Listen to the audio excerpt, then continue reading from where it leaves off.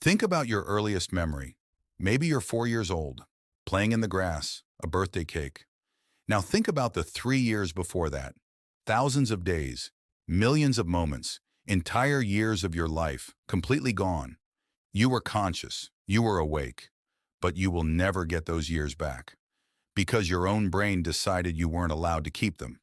We call it infantile amnesia. Sigmund Freud coined the term over a century ago.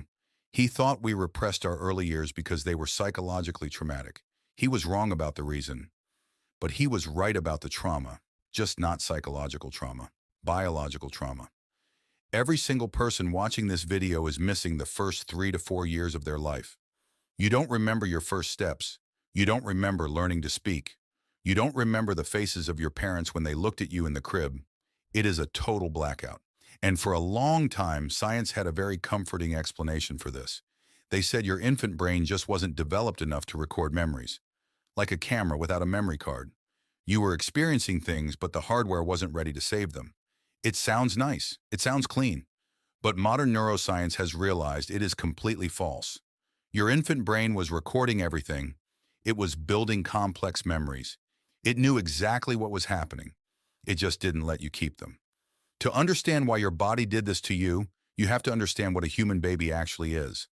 Most mammals hit the ground running. A horse gives birth and the foal stands up in an hour. A baby chimpanzee clings to its mother's back. But human babies are born entirely useless. Because of the massive size of our skulls and the evolutionary shape of our bipedal pelvis, we are evicted from the womb months before we are actually ready. We are essentially fetuses living on the outside. And to compensate for this, the human brain does something desperate. It grows at a terrifying speed.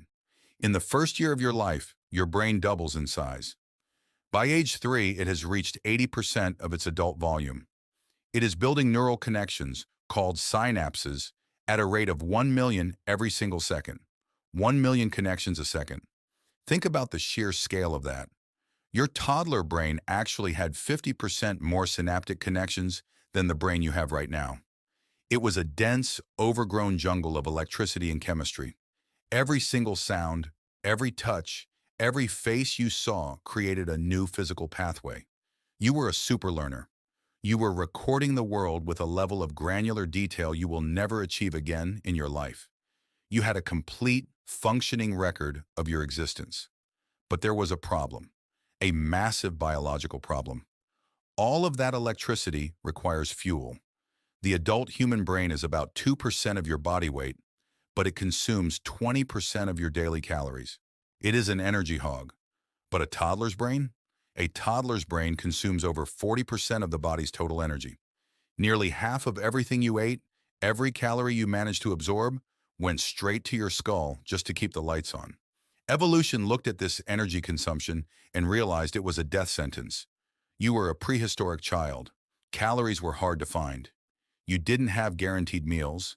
If your brain kept growing at that exponential rate, if it kept maintaining all of those millions of memories and dense neural connections, you would literally starve to death from the inside out. Your brain would consume your body, so the system had to make a choice. Survival or memory. It chose survival, and it initiated the purge. Scientists call it synaptic pruning, but pruning makes it sound like a gentle gardener trimming a bonsai tree. What actually happens is microscopic violence. Inside your brain, there are specialized immune cells called microglia. For decades, doctors thought these cells were just the biological cleanup crew.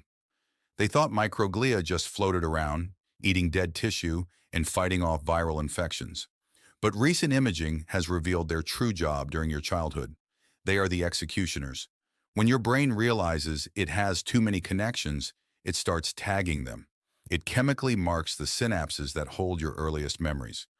The specific sound of your mother's voice on a Tuesday, the texture of the carpet in your first room, the feeling of rain on your hands when you were 2. The brain tags them as non-essential for biological survival.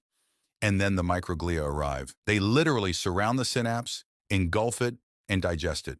Your own immune system eats your memories. It physically dismantles the neural bridges that connect you to your past, and it doesn't stop. From age 2 all the way into your early 20s, This silent destruction is happening inside your head. You are losing neural connections by the billions. But the microglia aren't the only things erasing your past. There is another process, and it is even more aggressive. It happens in the hippocampus. The hippocampus is the part of your brain responsible for forming and organizing long-term memories. In adults, this structure is relatively stable, but in babies, it is a biological construction site operating in overdrive. It is generating new neurons at an explosive rate. This is a process called neurogenesis. In 2014, neuroscientists at the Hospital for Sick Children in Toronto made a groundbreaking discovery. They found that this explosive growth of new brain cells is what actively causes infantile amnesia. When your infant hippocampus generates thousands of new neurons, they have to integrate into the existing circuitry. They push their way in, they rewire the network, and in doing so, they disrupt and shatter the older memory circuits. The very act of your brain growing and learning is what destroys the record of it. The new cells pave over the old ones like a modern city being built directly on top of ancient ruins.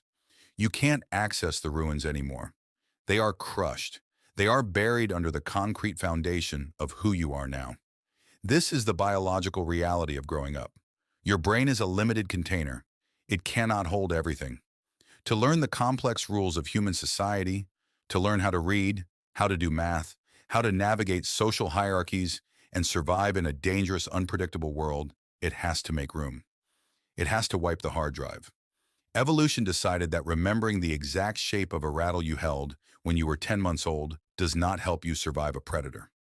Remembering the specific layout of your crib does not help you find food. So it threw them in the incinerator. But here's the part that is hard to sit with. Those deleted files weren't just useless data. They were you. Between the ages of 0 and 3, you weren't just an empty, waiting shell. You had a personality. You had specific fears. You had favorite things. You experienced intense joy and absolute unfiltered terror. You lived thousands of days of a complete, conscious human experience. You were a person, and that person is gone. They were dismantled by your own immune system. They were paved over by your own hippocampus. You survived, yes. You grew up. You learned the rules of the world. But the price of your survival was the complete and total erasure of the first person you ever were. You are walking around right now in a body that has already lived an entire life. A life you have zero access to, and you never will again.